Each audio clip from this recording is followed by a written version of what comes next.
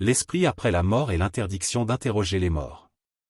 L'interdiction de faire appel aux morts pour obtenir des informations est clairement établie dans la Bible. Pourtant, les versets qui parlent de ce sujet montrent aussi que la question de la vie de l'esprit après la mort est plus complexe qu'il n'y paraît. On peut notamment penser au récit de Samuel en 1 Samuel 28. Saül fait appel à une femme qui évoque les morts, et Samuel apparaît. Le texte dit même que Samuel lui parle et lui annonce ce qui va arriver. Cela soulève une question importante: si la Bible interdit de consulter les morts, comment comprendre le fait que Samuel puisse apparaître et parler? Pour ma part, je pense que cela peut constituer un argument en faveur de l'idée que l'esprit continue d'exister après la mort.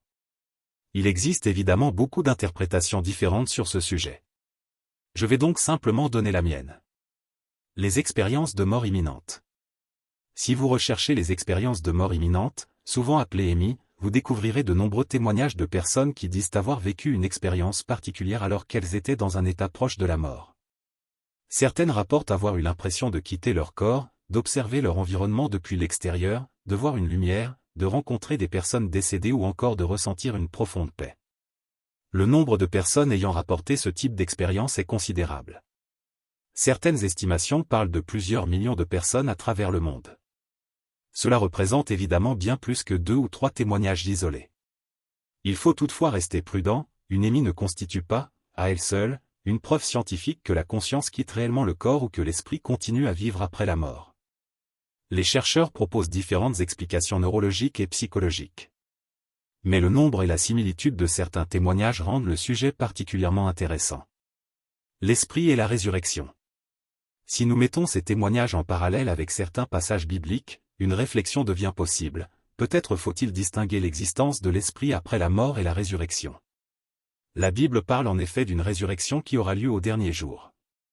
Jésus dit notamment en Jean chapitre 6 verset 40.